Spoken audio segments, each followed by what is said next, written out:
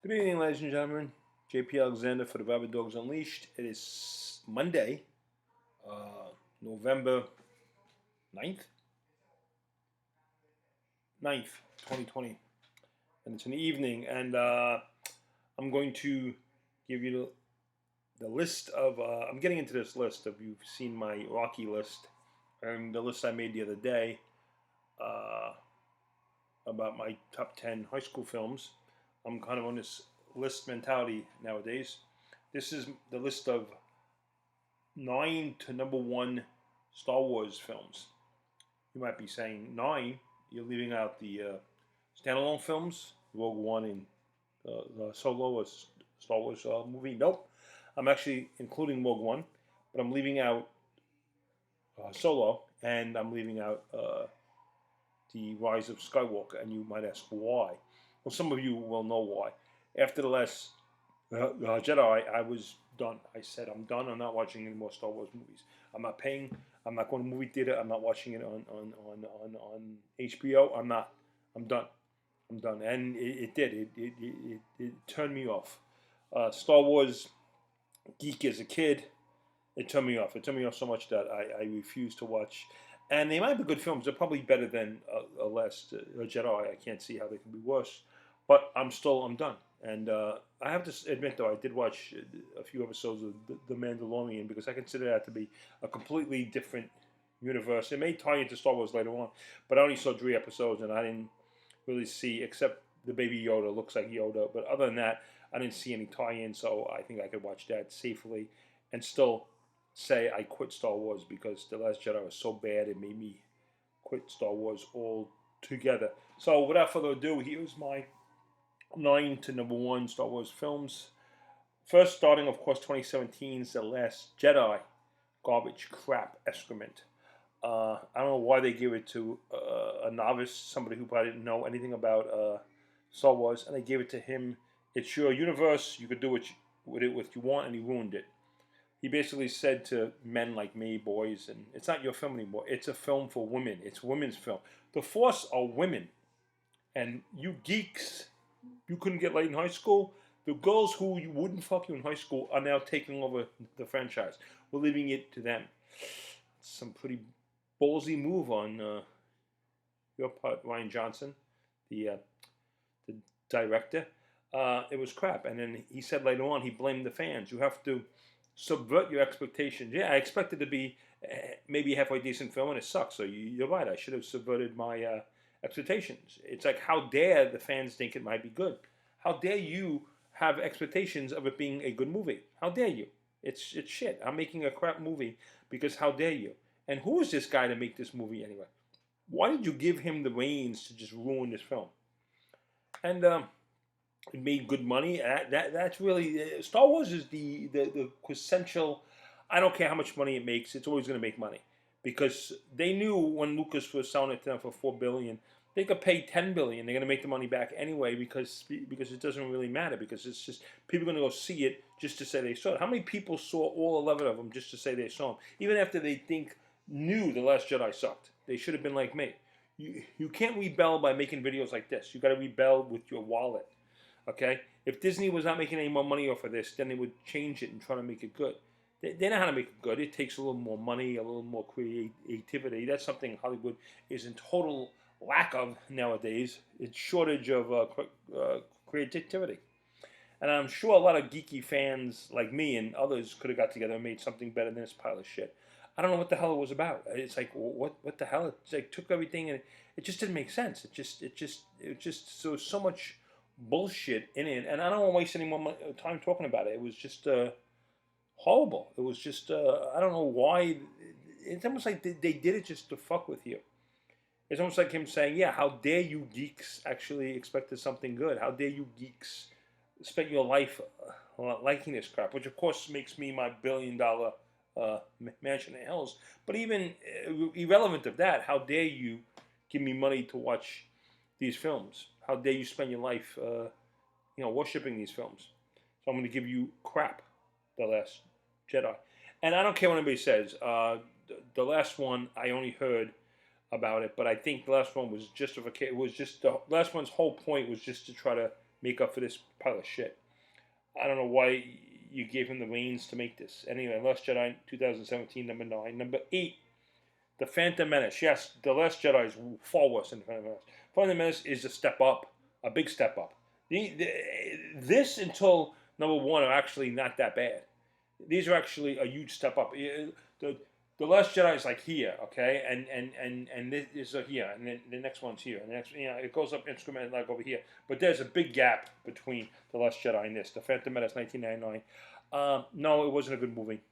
But at least he tried. He did something different. He didn't recreate the same shit that the newer trilogies are doing now. Was The Last Jedi a little bit of Empire Strikes Back? A little bit. They're on a salt planet at the end instead of the ice planet of Hoth. They're on another planet that's salt, a little similar to that. And they spend most of it's not on land. Most of it's actually in space, kind of like The Empire Strikes Back. Wasn't it a little bit like that? I think it was. I think it was trying. They actually, the best one, Empire Strikes Back. I mean, no spoiler alerts here, is trying to. Actually, the worst one is trying to emulate the best one and failing by a mile. Anyway, go back to The Phantom Menace, 1999. Now, the kid who played young Anakin Skywalker was horrible, but maybe he's supposed to be. I don't know. I did like, Liam Neeson as Liam Neeson. Yeah, Liam Neeson as Taekwondo, whatever his name was supposed to be. And I liked Ewan McGregor as, I can't wait for Obi-Wan series. I might even watch that. Because, I might actually have to, suck up my pride and watch that. Because I did love Obi-Wan the character. And Sir Alec Guinness in it was great. And I think Ewan McGregor was great in these three of them. So I got to give it props for that. And it was trying something different. It wasn't just, the vehicles were different. At least George Lucas tries to have some imagination and come up with something different. Not recopying the same old thing. So, The Phantom Menace, number 8. Number 7, The Force Awakens. Again, the beginning of this new trilogy, 2015. I like The Force Awakens much better when it was called A New Hope. This was such a rip-off of New Hope. Girl gets a droid. Droid comes down from space. She gets it. He's got some special things on the droid. Whatever. She's on the same planet Luke was. You got a fucked up bar scene. Obi-Wan in this one was replaced by Han Solo. Was a new kind of Obi-Wan, and he gets killed like Obi-Wan gets killed. I didn't like it, and it was just rehashing. They're flying the Millennium Falcon yet again, and there's all remnants of the first, the trilogy. It's almost like, look at, let's show you remnants of the old films, much better films. I mean, I love how the latest trilogy is famous for rehashing what we've already been established in better films. It's almost like it has to keep going back to that to say, hey, look, these were good films one day. We're not making a good film now. This isn't a good film, mind you, but we're just having rehashing and having you remember old films. So hopefully you watch this and go, wow, I remember when I watched that film. It was so good. But this film, try to get you off the fact that this film sucks. Force Awakens, number 7. Number 6, Attack of the Clones. A prequel that again is better than any of the sequels, any of the last three, any of 7, 8, 9. I don't know. Again, 9. I don't know, but I think it would be better than that. Attack of the Clones, 2002. It was a little better than a Phantom Menace. Okay, that's not saying a lot. Ewan McGregor was good as Obi-Wan in this. Hayden Christensen's actually better than Jake Lloyd as the young Anakin. I actually didn't think it was. I mean, people like to make fun of him. I think the script let everybody down. The script was horrible. I don't like sand. It's too coarse and it gets in everywhere. It's horrible line. the love affair between, or whatever, the the the the love story between him and Padme doesn't work. They have no chemistry together. And that stupid hair he's got with the little, it's just no. I'm sorry, but I mean that wasn't all that annoyed me. A lot of things about the Attack of the Clones annoyed me, but it was still a better film than Force Awakens, and better film than the first one, The Phantom Menace. So I think it was getting better. Unlike a lot of movies where they get worse as they go on, this got better. Okay, part one was worse than part two. Part three was better than part two and part one. So anyway, Attack of the Clones, number 6. Number 5, The Return of the Jedi. Oh, you might say, wow, you have it kind of low on your list. Number 5, Return of the Jedi. I thought that might be in the top 3. No, the Ewoks annoyed the shit out of me. The first scene is great. When Luke goes into Jabba the Hutt's lair and gets everybody out of it, that was great. That was fantastic. They got Han Solo out of being frozen. Great, that's fantastic. The last scenes with him and his father, him and Anakin, and the Emperor were great. Those were great. Everything in the middle, the whole Ewok thing was just why? Was that just so George Lucas could sell toys? I think so. It's almost like he said, well, I'm going to make a lot of money off this anyway. Let me just try to sell toys to make even extra money. I don't have to make the movie that good. I have a beginning and an end, and I have how it ends is really good. I already have that. But let me just throw in toys and marketing in the middle of it. And just, who cares if people like it? I didn't like it. I thought Return of the Jedi was the worst of the 3. Even though I think Mark Hamill did his best work in this film, I think it was still, again, the Ewoks just annoyed the shit out of me, and I still hate them. And I still don't like this film too much because of it. 1983's Return of the Jedi, number 5. Number 4, Rogue One. Yes, not part of the last trilogy, but a standalone film.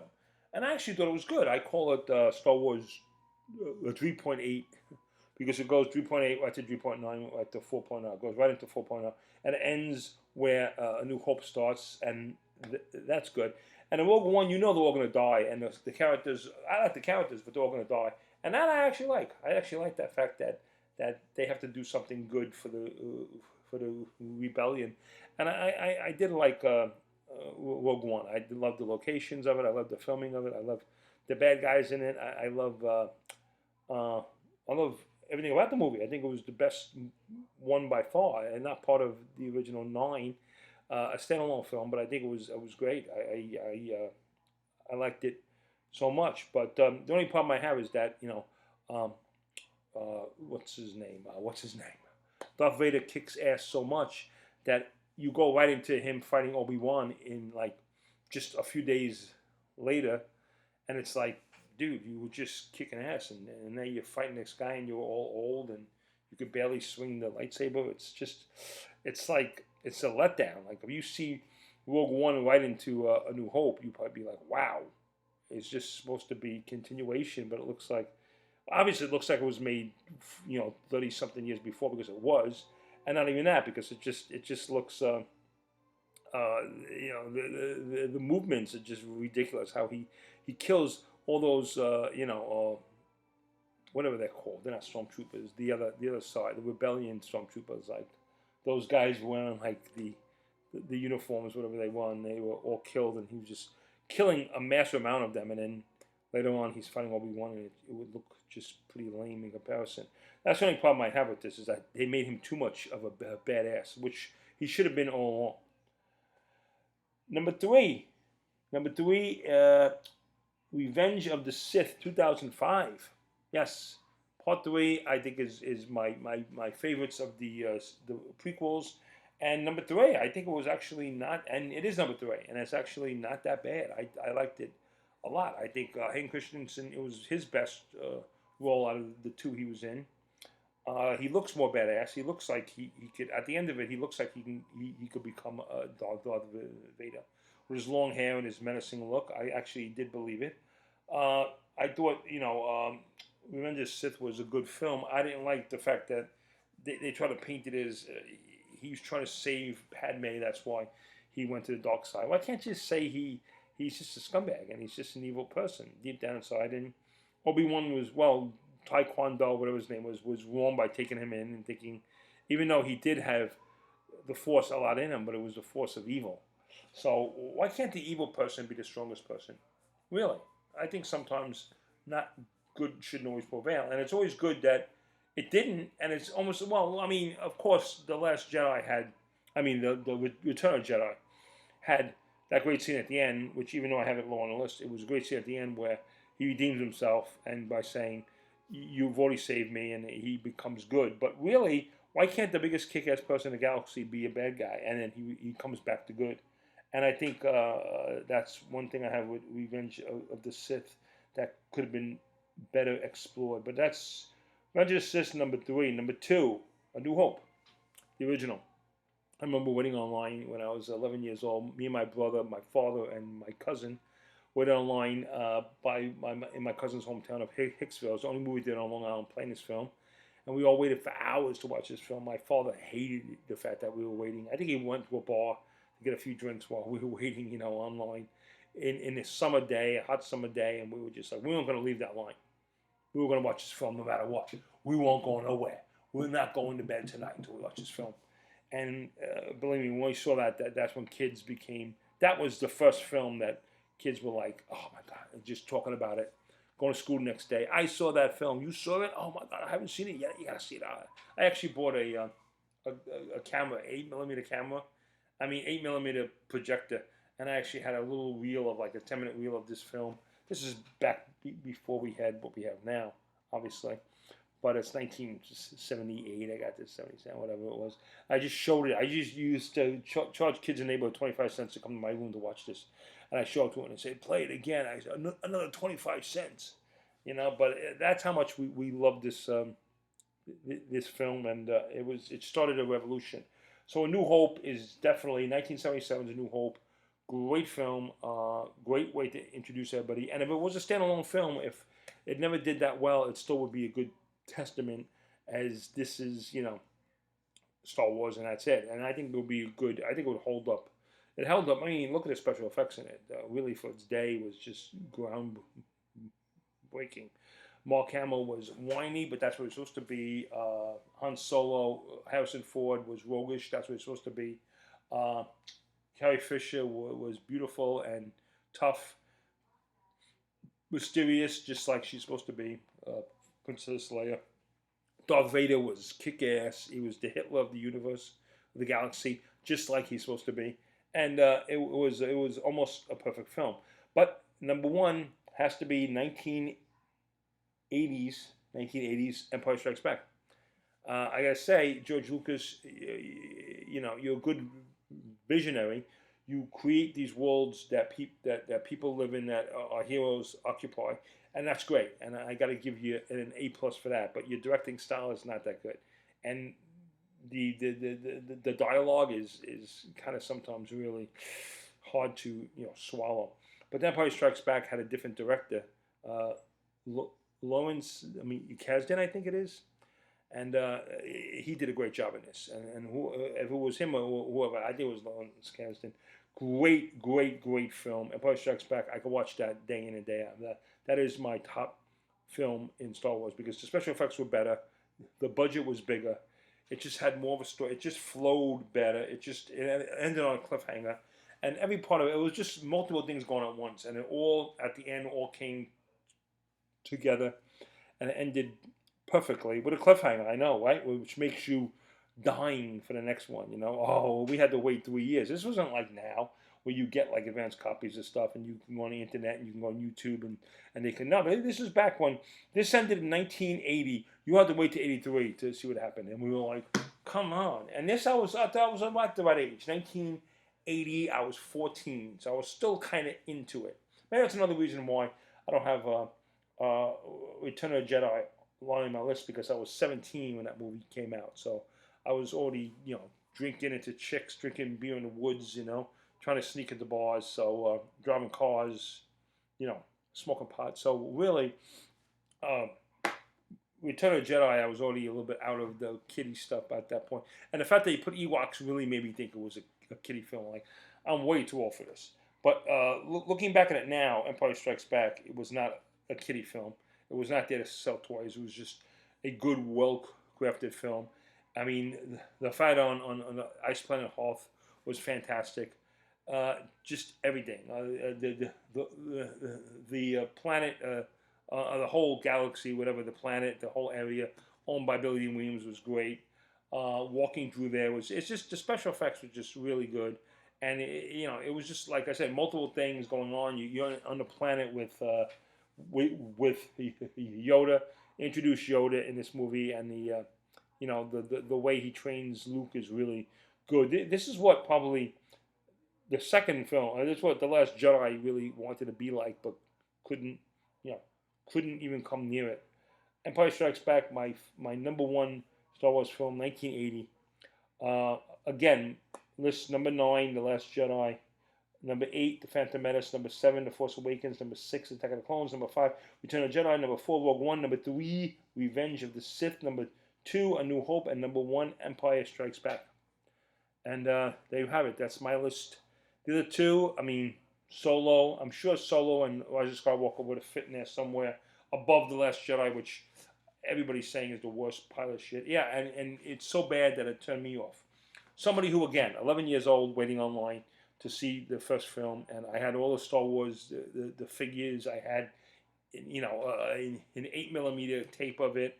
I was obsessed with Star Wars when it came out, and I watched these three when they came in the movie theater, and I actually watched the prequels when they came in the movie theater. They came out in the movie theater in my hometown when they came out. I watched them. Now I actually watched the original three, the remake of them, when I had like the things that George Lucas drew in there, and I hate the fact that Guido was shot first. He didn't shoot first. This isn't the way it's supposed to be. Because why did he feel like he had to put that in there? Did he just? Why the fuck did you feel like you had to put that in? I understand putting in the Jabba the Hutt. He's walking, and Han Solo stands on his leg and his tail, and he goes, ouch, that was kind of funny. Haha, okay, fine, we put that in there. You can put a little CGI of some other animals in there, some other creatures in there. Okay, I understand that. But you don't have to have Guido shoot first, because, people think Han Solo. No, it's already been done. It's already been established. Han Solo's character's been established. You're trying to come back and retroactively change him? What kind of fucking asshole are you? That is a fucking stupid move. I hated that. You fucking almost ruined it for me. But at that point, I walk out of the room and I come back after it's done, because to me, no, that's not who Han Solo was. He redeems himself in these movies. That's what it's supposed to be about. And that's supposed to be about, you introduce a great character and he stays great. Sometimes people change. I know. Your films change from being good to being piles of shit. Not that they were your fault, but you did sell it for a cool $4 billion. Yeah, I blame Lucas for selling this to some assholes. But now Disney? Does Disney even give a fuck about kids? When's the last time Disney gave a fuck about kids? I'm thinking Walt Disney maybe even molested little kids. That's what I'm fucking starting to think. He was a little too much into little kids of the X-Men and what makes them happy. He was like the earlier version of Michael Jackson. I know, terrible. Do I have any evidence to support this? No, I'm just saying it was a little odd. And now, actually, he ran it great compared to what it's run like now. These people bought this franchise and just ruined it to the ground. And I'm going on a little too much. I'm getting a little bit angry. I got to get a life. And I got a life. I don't read these films. But I love the fact that they were out. And even after the bad, it's still something good part of my life. And I look back at these and I'm just thinking back to when I watched these and how big they were when I was a kid. And, I'm glad they're around. After all, even after the bad, even after the shit that was the last Jedi, the abomination, the excuse of Ryan Johnson that you have to subvert your expectations. How dare you expect a good movie? What kind of, I can't be blamed. I'm getting paid millions. I got a fucking a condo somewhere. I'm skiing with ski bunnies. I got a mansion somewhere. I got a yacht. And this is all because you people saw this. But don't expect it to be good. It's not my responsibility to make it good, is it? If it's not yours, whose is it? I don't know. Anyway, that's my top 10 list. And I can ramble all day about the things I love and hate about Star Wars. But at the end of the day, I still am glad Star Wars was around, and I'm still glad it's still around. Am I? I think they should probably end it. I think we've seen enough. Something like The Mandalorian, that's fine. Something like the Obi-Wan Kenobi standalone series, that's fine. On television or some streaming service, I'm for that. But to go to a big movie theater and watch another Death Star being exploded, Death Star 3.0, Death Star 3.11, for what groups or something, I don't. This is a joke if anybody's IT person. Windows 3.11 for what groups. Anyway, that's all I have to ramble on about. And until next time, this is JP Alexander for the Rabid Dogs Unleashed. And until the next time, may the force be with you. That was pretty lame. That was fucking lame. Okay, bye.